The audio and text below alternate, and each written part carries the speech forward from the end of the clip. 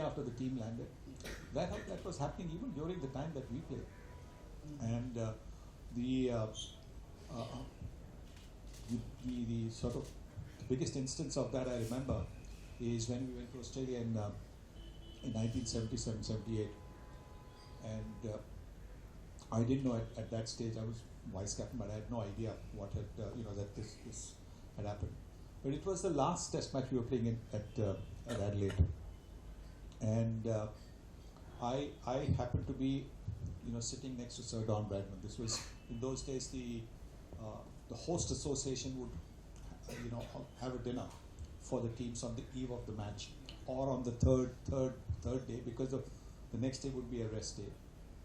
And I happened to be sitting next to Sir Don Bradman, and Vasu Paranjpe, the other Indian captain, had told me that if you ever get to sit or speak to Don Bradman, you're not going to miss anything, and you're going to report to me what you have written, what you've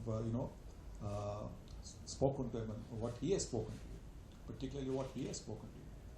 So I'm talking to him, and he was basically asking about amazingly about the Indian political situation. And again, I mean, he said that several times about the fact that he was, sorry that he hadn't come out to wave to the Indian, crowd that had gathered at the dockside in 1948 when the ship that was carrying the Australian team to England stopped over in Mumbai for a halt. So he was talking about that, and on my left. He was on my left, so Don. On his left was the president of the South Australian Cricket Association. On his left was Bishan Singh Bedi, the captain of the team. On his left was Paulie Umriga, who was manager of the team. And, so in the middle of that dinner, Paulie Umriga just leans back and says to me, "Hey Sunil, hey, one ne puchni ki Vinu ke mato." So basically, for those who don't understand this thing, what you are saying is A1, I didn't even know that's what A1 meant. What you are saying is ask Sir Don, how good was Vinu, like Vinu Mankar. How good was Vinu Mankar? So I'm like, and then before I could ask him anything, ask Sir Don anything, Sir Don turned to me and said, what language was that, Sonny? So I said, well, it's Gujarati, but the Parsi, they have a separate way, different way of speaking it. He said, yeah, because, at the start of the tour, when Paulie and I were discussing playing conditions, Paulie was talking to me in that language. And I had to tell him, Paulie, I don't understand that language. So, anyway. Harsha, I want to say a few things. You mentioned about the role of a manager. Now, I was manager on this tour in '92, and it was a bit embarrassing because I realized that the manager is actually in a way, the leader of the delegation. In terms of protocol, he comes ahead of the captain and everybody else. And the embarrassment was that here's Ajit Wadekar, But when it came to protocol, I sort of had a position different from him. For instance, I get a suite in a hotel, not Ajit, and only the captain and the manager would get suites. So I found it very embarrassing at times. Secondly, I realized that at the end of the tour, I'm supposed to write a report on the team and the players. So I have to write a report on, say, Azhar, Kapil, Ravi Shastri, and point out things like performance, discipline, commitment, hard work. Now, can you imagine somebody like me, who should not be doing this, writing a report on how good Kapil was in terms of discipline, or Azhar or something. But fortunately, I realized कि कुछ भी लिख दो, क्योंकि किसी ने पढ़ना तो है नहीं. So that's exactly what happened. I'm sure Professor is here. He's aware of this. He's been manager on many tours. So you do submit your report. It just goes into some file. Nobody reads it. So that saved me a lot of embarrassment. See, now you know why Amrit can never write this sensational bestseller. Anybody else would have said, report mein maine ye kaha tha.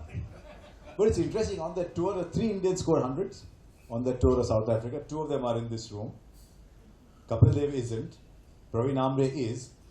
and we played a media game where, much to the sadness of some other journalists, Sunil Gawaskar scored 100. Because he was in partnership with a journalist from Kolkata. Gotham. And all the other Kolkata journalists are now worried that this guy is going to get a scoop about batting with Sunil Gawaskar.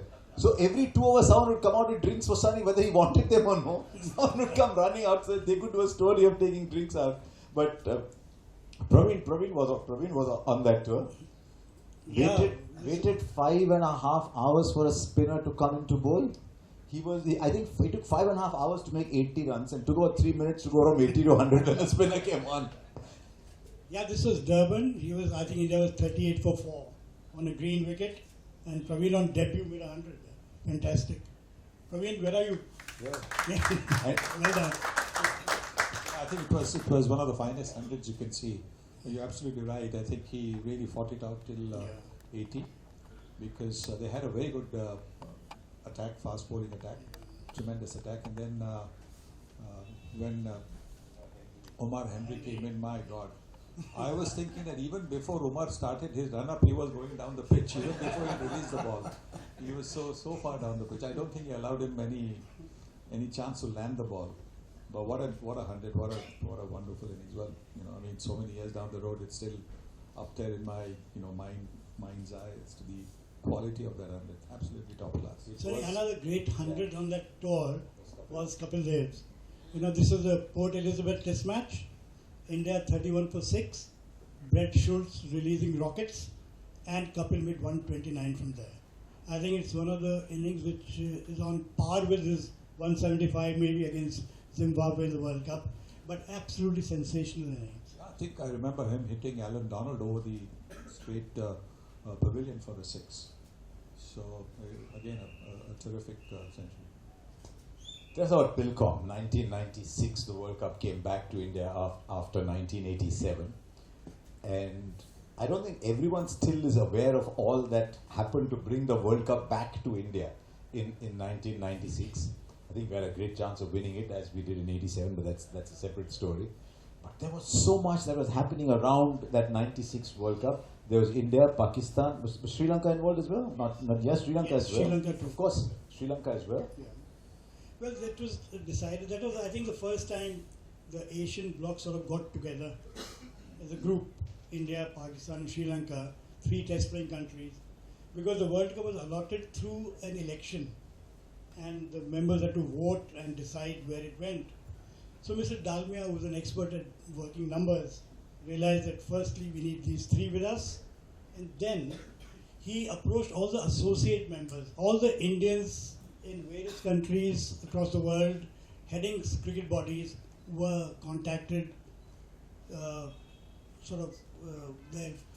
their support, sort of obtained in some manner or the other. And another great help was Zimbabwe, Mr. Chingoka, who became a lifelong friend of India, voted for India, I think, for 20 years after that. So it was a bit of a struggle, but we got the World Cup.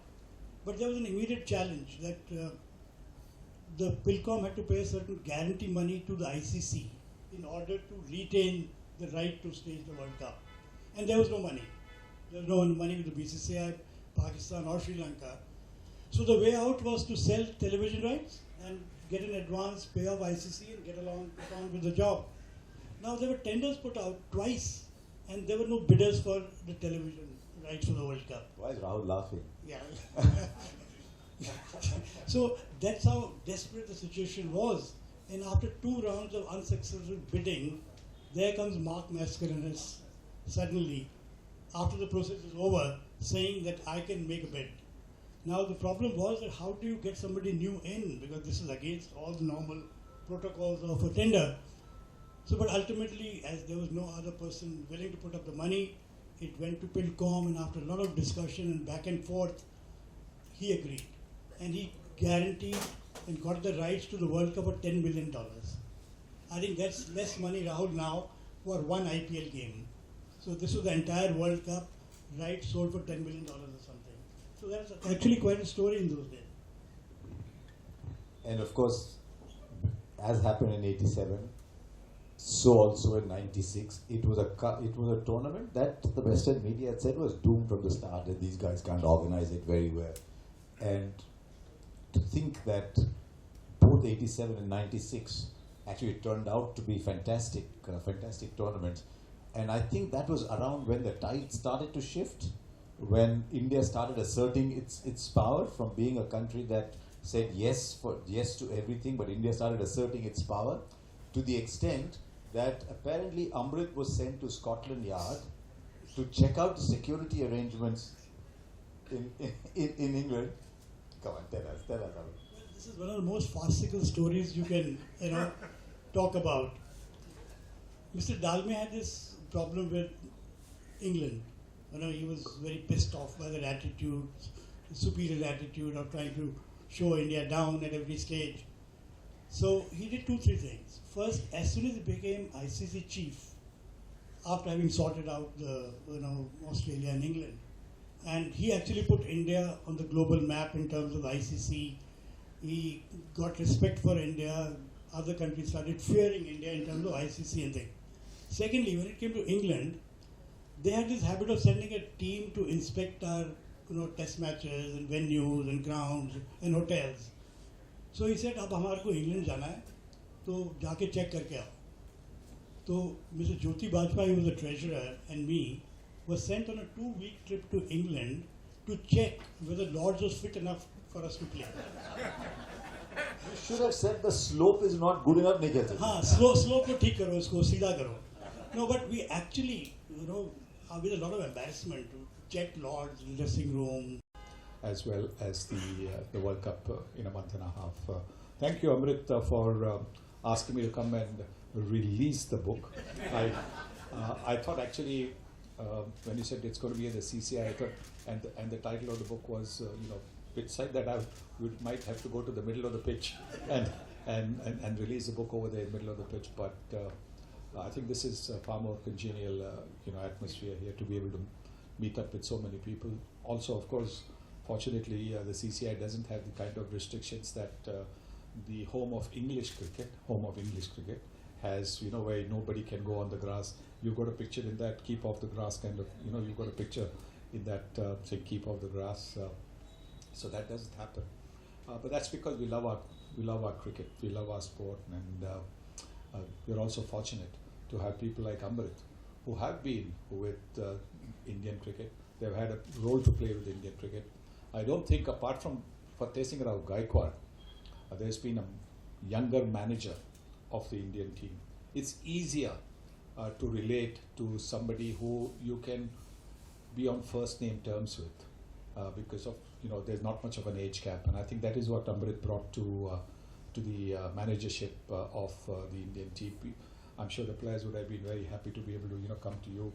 Otherwise, there's always just a little bit of a distance that youngsters keep out of respect, or maybe not out of respect for, of the senior players. But I think Amrit brought a different role to the Indian managership, and he's performed it absolutely brilliantly. So starting from a person who probably didn't know whether the pitch was wet or not in Sydney, to writing a book, Pitchside. Oh, so it's a great, wonderful turnaround. I want to congratulate you on the book. I want to wish you all the very best. I hope this is read by many people, because I think this is, certainly from whatever I've read so far, this is a book worth reading. One or two inaccuracies over there, but that is for later. Something to do about the number of shoes that I have. I read that. That is 100%, 100, 200, 1,000% totally inaccurate.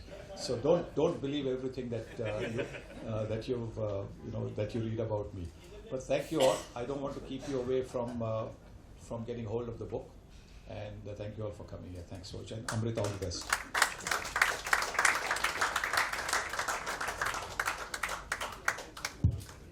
See, the problem with generating large numbers is whether you look at number of test hundreds, whether you look at number of test matches, whether you look at number of runs, it's still a large number of shoes.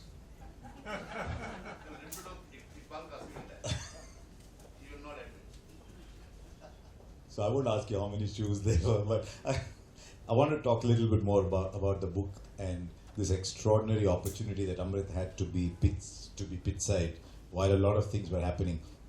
I must admit, when I went to South Africa in 1992, there were some of us there who were in this room as well, and it was a journey into the unknown. We didn't know where we were going. We didn't have visas. We just had a little sticker put, knew nothing about the country. Some of us had read Alan Paton's Cry the Beloved Country, so you knew about Johannesburg as this big bad city.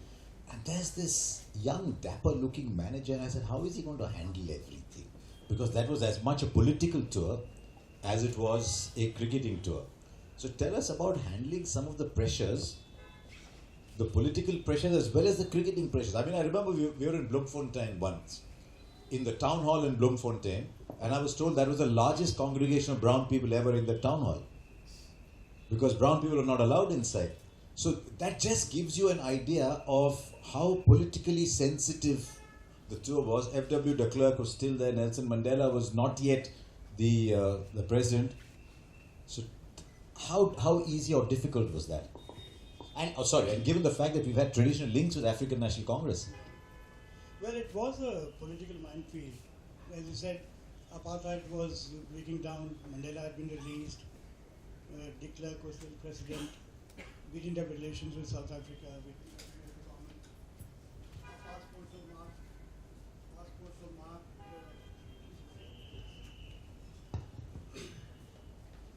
Our passports were marked not valid for South Africa. And there's nobody there to guide us about anything. And there's always this tightrope walk between being with ANC and meeting up with Mandela and showing solidarity with the emerging political situation. At the same time, keeping a distance from de Klerk. And I remember one particular incident where it became rather sensitive. We asked for a meeting with Mandela, which was immediately granted, and we all went with the team to meet him, and he was completely gracious. He spoke about Gandhi, and he was very welcoming and warm, and you felt that you were in the presence of somebody extraordinary. Now, immediately after that, there was a test match, or I remember some game, and de Klerk wanted to meet the Indian team. Now, we didn't know what to do. We were not supposed to be seen with de Klerk. So I checked with Ali Barker for guidance, because there's nobody from the Foreign Office in South Africa to assist us. So Ali said, listen, you can't do this. You can't be seen publicly to meet him. At the same time, how do you say no to the president? So ultimately, what was decided was that de Klerk would come to the dressing room for 5 minutes, shake hands, no cameras, and go away. So that's what happened. But it was very sensitive politically, and I think everybody remembers that there was this huge expectation that a non-white team has come and maybe it will avenge all the atrocities and all the oppression the non-whites have gone through. So there was this massive political undertone to the tour. Unfortunately, the tour didn't go very well for the Indian team. We went into what was called politically sensitive place. At the same time, the cricket itself was like playing Teen Patti. Nobody knew anything. We had no idea about the players, venues, pitches, conditions. And I remember the first team meeting, somebody actually got up and asked, "Ye Kepler kaun hai?" Kepler was his captain there. And he played for Australia. He played with 100, whatever. And that is the level of ignorance. We were completely unprepared. There was no camp before the tour. There was no support staff. I think Dr. Ali Irani is here. So we had Ali is there. We were a team of 17 with 14 team members. Ajit Wadekar is the coach, me and Ali. Now you have a support staff of 20. So very often Ali and I would be helping out with the fielding drills. So that's the level of the cricket preparation and things. Another thing which I think Sunny is very aware of. We reached South Africa and the playing conditions were not sorted. We were told, "Jaake baat kar lena, kar lena." But can you imagine something like that happening now?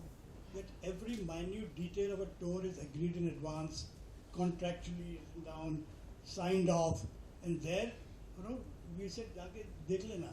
And sure enough, when we reached there, Ali threw googlies at us. One, he mentioned this thing about the television, acting as decision maker in terms of line calls. Then he also said maybe there should be 3 umpires, and 2 would stand in a session, 1 would take a break so that nobody's tired. Now, when you were supposed to go to the team meeting, there are certain things I didn't know. I didn't know that Sunny's already held some discussions with Ali because Mr. Dalmia had asked him, but we were not aware of that. So we didn't know what had transpired between Ali and Sunny and things. Then, when this thing came about 3 umpires and television replays, I asked Ajit as coach to come. He said, "Tu dekh le." Then there was Azhar. Azhar said, "Aap chale jao na, main kya karunga." So both ducked. So ultimately, Ravi was the vice captain. Ravi and I went, and Ravi promptly shot down that suggestion of 3 umpires, saying umpires require consistency about wides, no balls, etc. So we can't have different people coming in. But we had no reason to oppose television replays for line decisions. So my point is that we were completely unprepared of what was happening, what to expect. When I read the book and he said, I asked Ali for advice on what to do, I said, how can Ali Rani advise him on what to do with M.W. de Klerk and Nelson Mandela? So Ali couldn't. Then he would make your job. But it was so like Jagmohan Dalmia. I didn't know him very well, but from what little I knew of him, it would be just like him to say, I know there is a meeting, but Sunny, you just look at it also. Yeah, I mean, he'd asked me to speak with Ali about the playing conditions. And I did speak to Ali, and we got to a situation where he was talking about these things. I said that, for example, switching the lights on as well. Yeah. I said that the team has to agree. I can't speak to you on behalf of the team because I was not officially. I was there for commentary, Right. but I wasn't officially connected with the team at all. And also, I think one of the things that I kept we kept going back and forth was that I said, look, no way should a bowler at the boundary be allowed to take a drink. Because I said, what's the point? Cricket is a game of stamina. If the fast bowler bowls 1 over, he goes to deep fine leg. He said, but no time is wasted. I said, no, it doesn't matter whether the time is wasted or not. I think, this is a game of stamina. Batters don't get that opportunity to have a drink at the end of every over. So why should a bowler on the boundary, where the 12th man or 14th player comes in and gives you the thing? That's not Gatorade or Staminade or whatever it is. And but that didn't happen. And I think with everything, when you look at any breach or any bending of the rules, it just takes one instance, and once that is accepted without anybody doing anything, it becomes a flow, and that's what's happening today. You find that at the at the end, a bowler can come in and bowl really at about 145, 150 kilometers per hour, but at the end of it, he bowls those 6 deliveries. He's got somebody waiting for him At the boundary. On the boundary with a drink. The batters don't have that. And speaking of the playing conditions being decided only. We went to other centres, Manchester, everywhere. But that was okay. Chalo, we had to make a point which we made. The ECB tolerated us. The other major story was, he said कि यहाँ पे कोई security threat है Indian team को. So the ECB must convince us they're doing everything right. Otherwise ये बड़ी problem हो जाएगी. किसी ने अगर सचिन को कुछ कर दिया, किसी ने हाथ भी लगा दिया, तो it will become a huge national issue. So convey your concern to England and get assurances from the police headquarters, whoever. So we were taken to Scotland Yard to explain to us कि हमने कहा हमारा तो बहुत concern है यहाँ पे, हमको ये anonymous threat आई है BCCI के पास, and that's why we come here. So please assure us कि क्या कर रहे हो? So Scotland Yard was surprised, and we had this meeting in the boardroom, the top executives and senior people trying to convince us कि कुछ नहीं है. We've done all the background checks. The Sikh organizations have been, checked. We've got people on the ground. We've done everything. There's no threat, and we were insisting any threat. Now look at the funny situation. Who am I, as a security guy, talking to the top professionals there, and just to make a point because Dasmia wanted it to be done like that.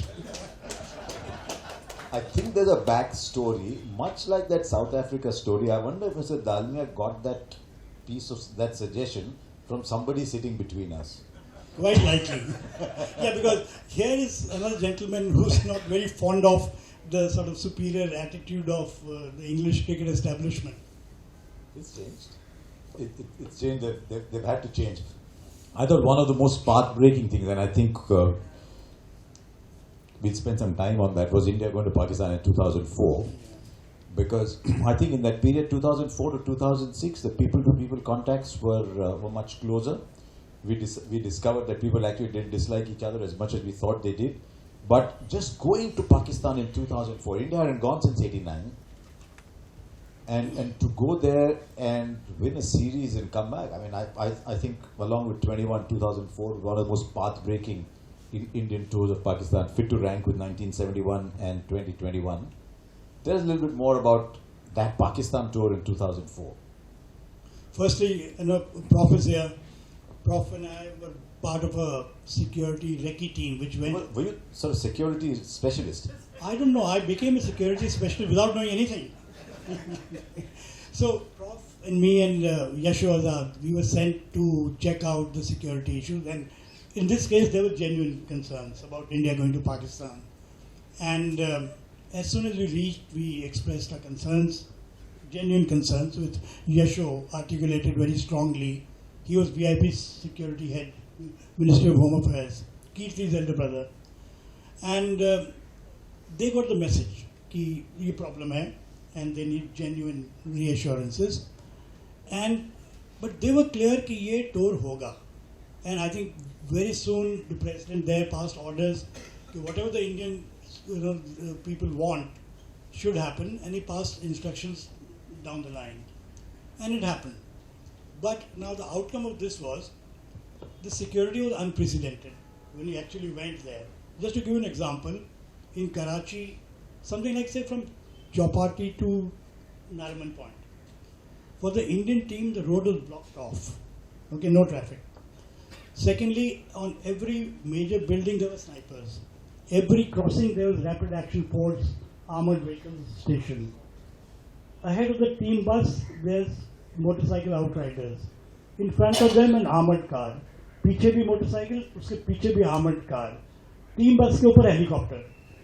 So the players got scared. This is excessive. हम कहाँ आ गए? It's not this. The threat is not how bad the situation is.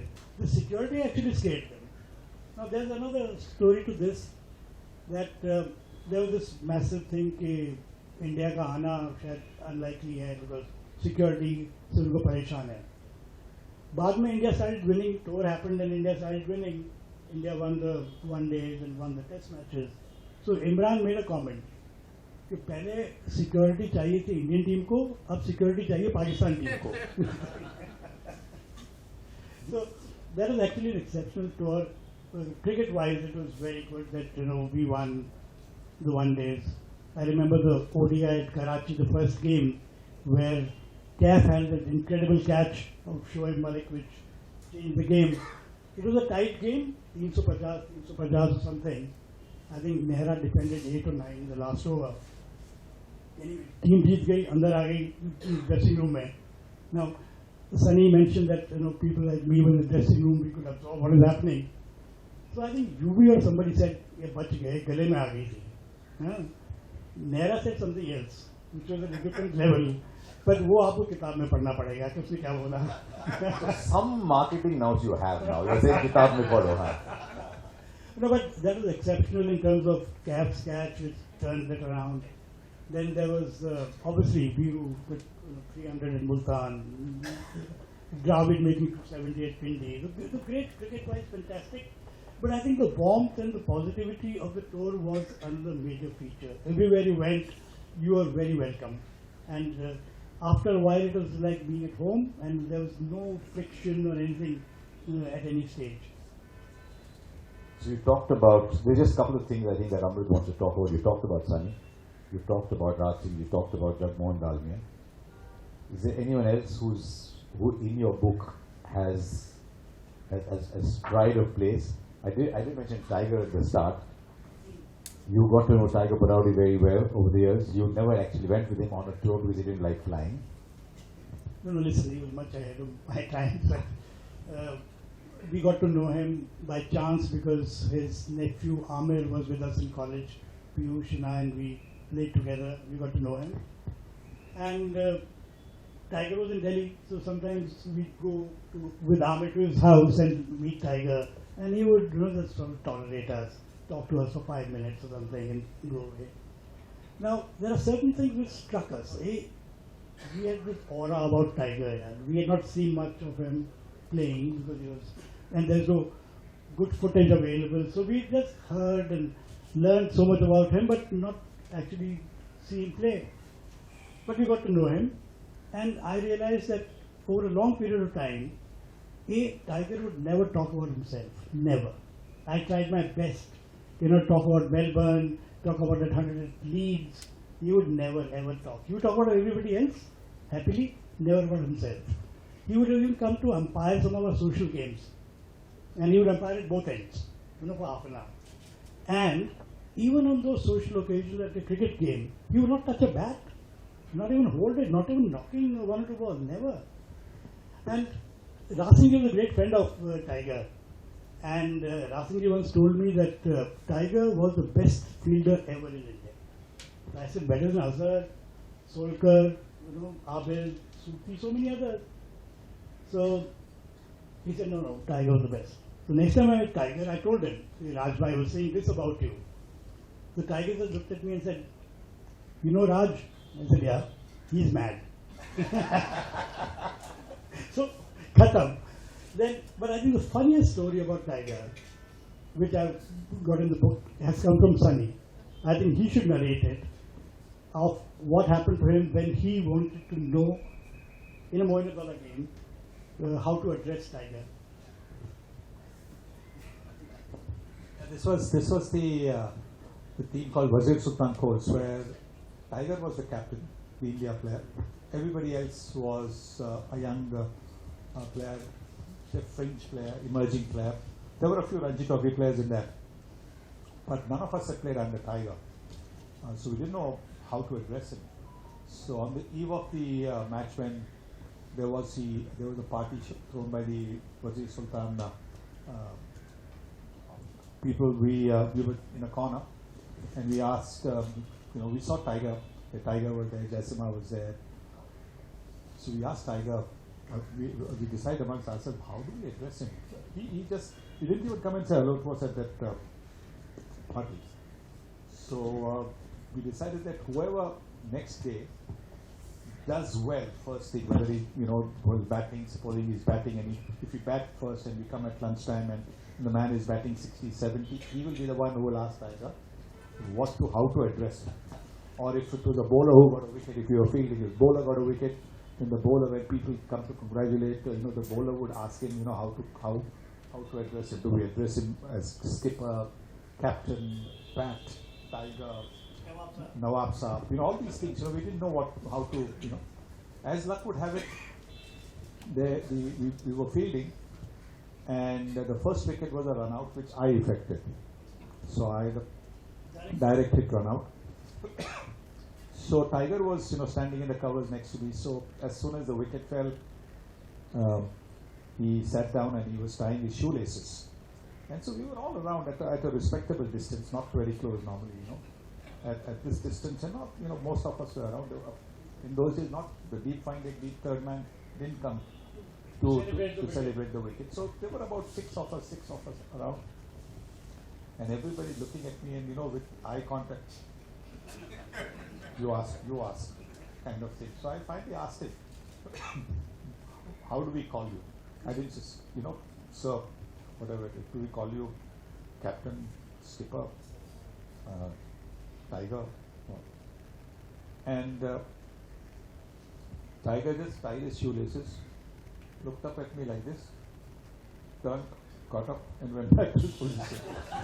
So we never found out, what to call him. Yeah, on that interesting anecdote, I think we need to say thank you. So thank you everyone for coming. I think I'm saying that on behalf of Amrit. Maybe Amrit should say it himself too. But this conversation is a very good indicator of what you'll find in the book.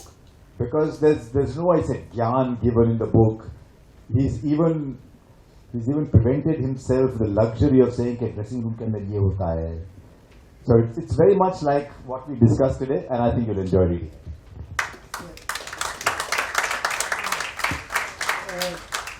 Thanks everybody for coming. Sunny, thank you very much. Always an honor for you to release the book, not launch it. Very nice of you to have come. Prof. Diana is here, my colleague from the railways. Sanjay, Amrit, Praveen, who have been with us on tours. Rahul, everybody else. Thanks a lot. So thank you very much for coming.